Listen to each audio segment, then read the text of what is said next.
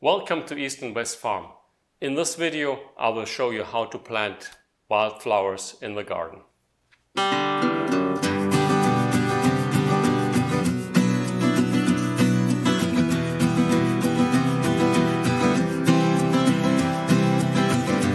We're living here in Dallas just in a regular plot, in a regular suburban plot. When we started moving in here, we had mostly St. Augustine grass and a bunch of trees, so it's a fairly shaded place. During the last few years, I've been trying to transform the standard grass into a more natural landscape with using natural flowers or native flowers. I've got a few plants here that we collected during the spring and summertime. Specifically, I have Texas Mountain Laurel. Those make beautiful, beautiful seeds that we're trying to germinate. I've got bluebonnets. I've got some bluebonnet seeds. I've got two piles of seeds that I don't remember what they are. We collected them, I didn't label them. And then I have some store-bought seeds. I bought them from the Seed Source in Junction, Texas. That's a company that specializes in Native American seeds, so they're mail-ordered. I've got blue curls, I do have meadow pinks, and I have pigeon berries. Okay, let me get started with the mountain laurel. Mountain laurel have the property, or seeds of mountain laurel have the property that they have a very hard outer shell. And to make them sprout, it's important to scratch or scarify the shell so they can start seeding. Now, I've been soaking these mountain laurels overnight, actually a little bit more than overnight, about a day. One of them actually started sprouting already. The other ones, I do have a saw file that's used to sharpen saws, that I use to sharpen dovetail saws. So it's a narrow saw file. And all I'm gonna do is taking the saw file and scratching the shell so that the seed can split open and germinate. It's a little bit of work. There are other ways of doing that. You can take a pair of pliers and crack the shell. That can, of course, damage the seedling inside the seeds. So I think the saw file is the easiest and most convenient way of scarifying the seeds.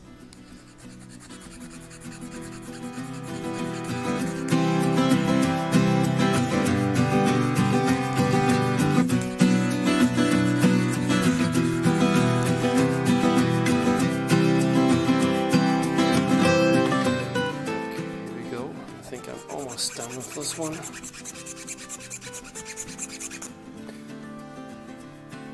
Yep, I think that's it. A little bit more.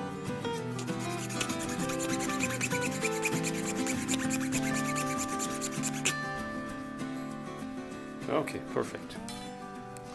All right, so I'm using this little ridge here along the beans to file a V-shaped groove into the seed, into the shell of the seed. The edge, just a triangular file, the edge of the file really drops right into this edge here, so this makes it relatively easy to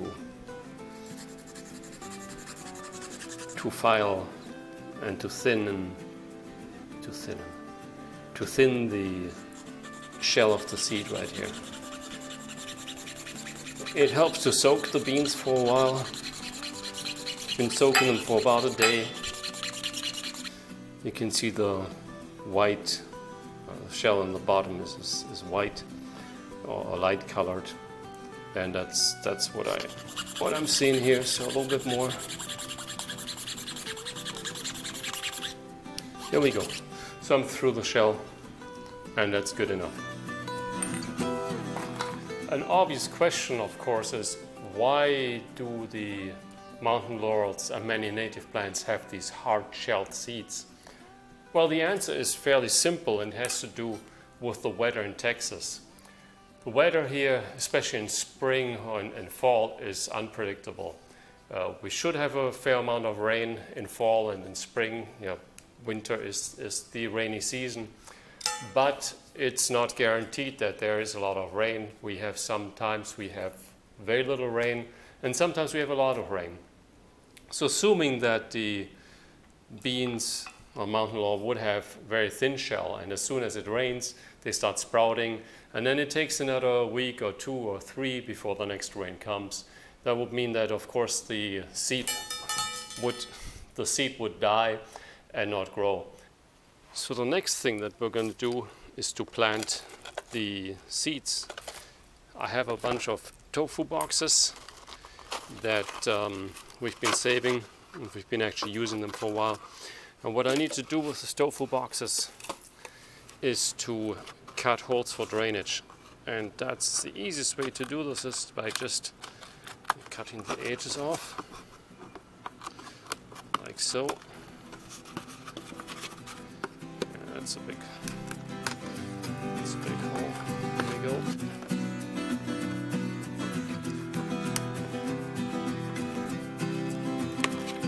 There we go. And then I can also cut a drainage hole here on the side, like that. There we go.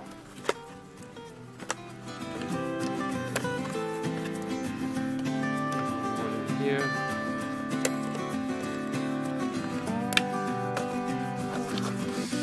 And we tried to drill holes in here previously. That kind of works, but it's a lot easier to just cut the corners off.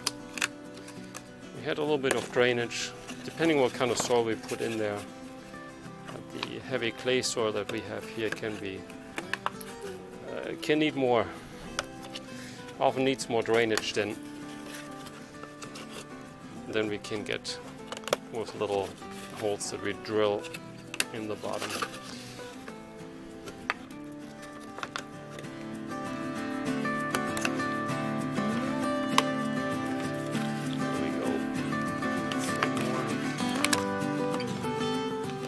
So the next thing we're going to do is get the soil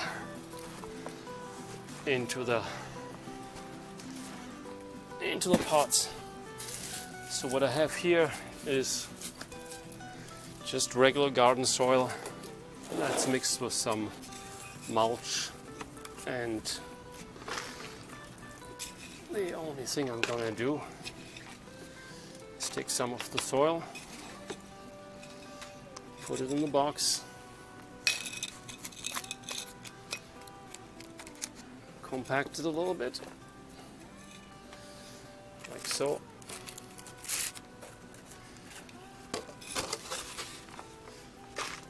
There we go, some more.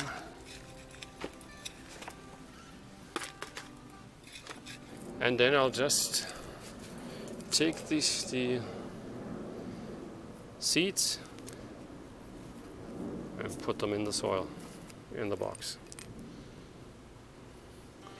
3, 4. So the depth I bury them is about the size of the seed itself. So I bury them just about as deep as the bean is big. The bean trees and beans in general don't like it if you mess with their root. So we'll need to make sure that when we plant them, when the seedlings are planted, we keep the root system as intact as possible. I almost forgot something important, which is labeling, because I can't remember what I put in there after some time. So you can buy all these fancy labels, and that's all good. What we're usually doing, we're taking the tofu box, some of the old tofu boxes, cut them in strips and use this as label. It works very well, and it's cheap, and we've got the boxes anyhow. use a permanent marker, and then I just write on it what it is. So this is mountain laurel.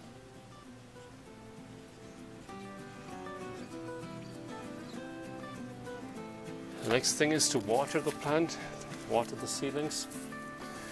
I usually do this where they are, but let me just water here for the heck of it. Just put some water in here.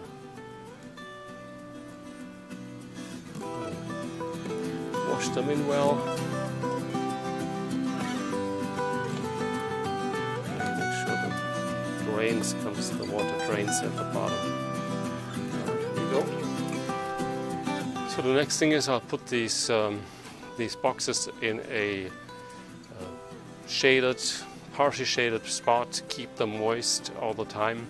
I'll water them once or twice a day, and hopefully within a few days we will see some of the seedlings to poke out their heads.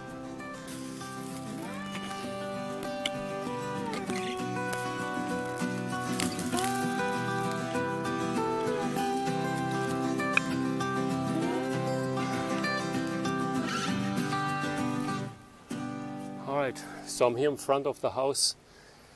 It's mostly shaded area. We've got some oak trees that keep the sun from going, which is nice because it keeps the house cool. Makes it difficult to grow any vegetables here in the spot. So I'm going to grow some native plants that are shade tolerant, blue curls, mostly blue curls. First thing is, of course, to take the ground cover off. We have primarily here mondo grass, certainly not a native grass that's spreading. It's actually kind of hard to keep it under control. It spreads through rhizomes. It's very aggressive, and it can be good for certain purposes. And then we have interspersed with it, we have Asian jasmine. None of this is native, and the Asian jasmine is taking off like crazy too. We've got a hard time keeping it under control. So I'm taking this all out and then prepare the bed and seed the blue curls. Try to get most of the roots out. Yeah, the mondo grass is very rhizomatous, so it's going to be very difficult to get out. Probably takes 2 or 3 passes. But when that's done, I start seeding.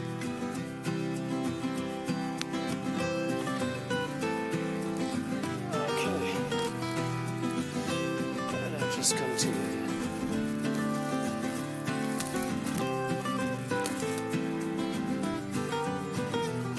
Gonna till it a little bit just to get rid of some of the roots. Wildflowers don't need an awful lot of tilling. Actually, tilling is not all that great for wildflowers, I've been told.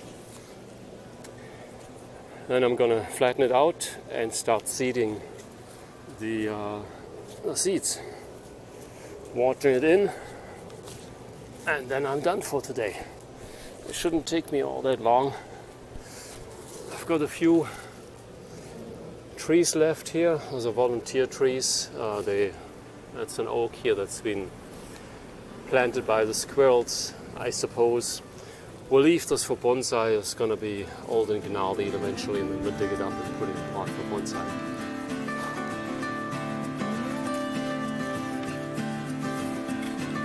Gonna go very deep just to get rid of the remaining roots. The monkey grass, the mondo grass is just very rhizomatous. Alright, so I've been cutting some trees, so we've got a lot of sun here now. Oh, a lot of sun. We've got some evening sun. That should help. The plants I'm planting are shade tolerant. Of course, all plants like sunshine. It's been just extremely shady here.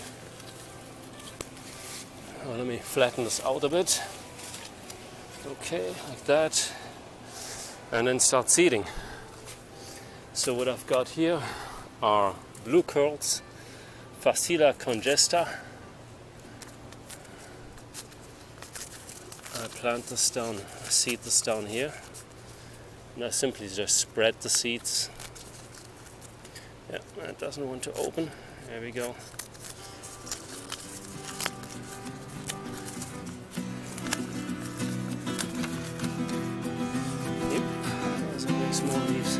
more seeds.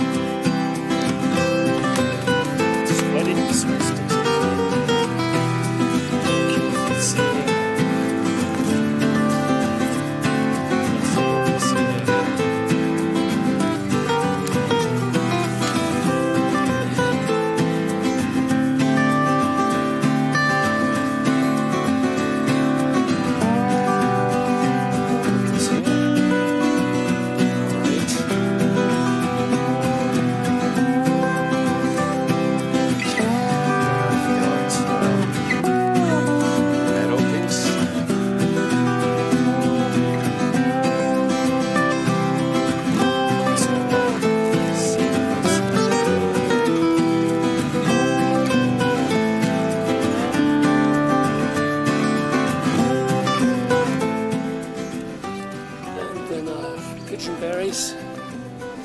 There's a little bit larger seeds.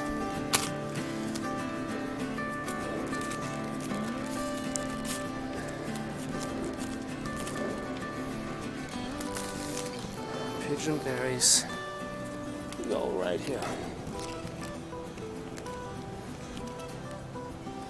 And I can just spread them like so.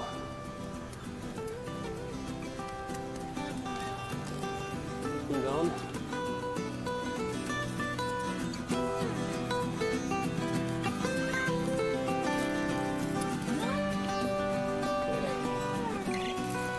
Take this out, take this out.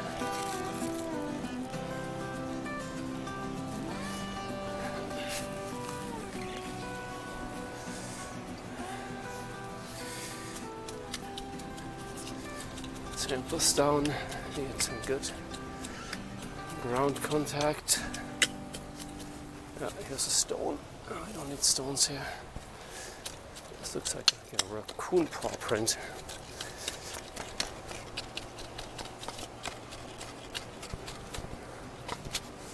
Some wheat.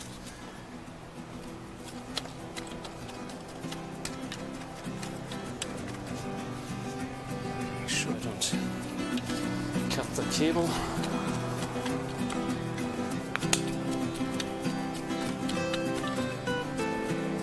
Turn this down.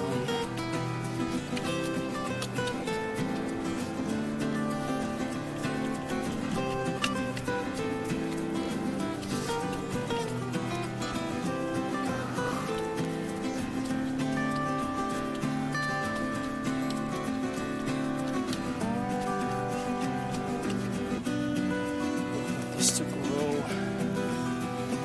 Okay.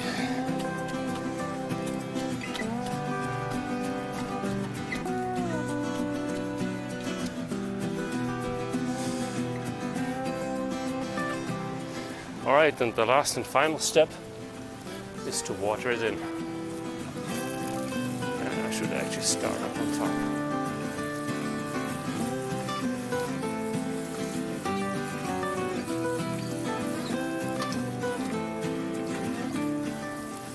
So we good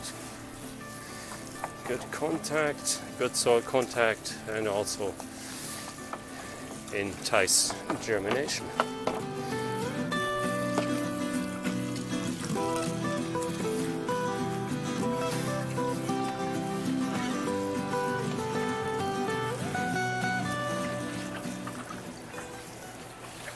Okay, so that's it. Thank you so much for joining us in our transformation of an urban plot to a wildflower plot, and I'm really looking forward for the plants to catch on and sprout, and with some luck we're gonna have flowers in spring.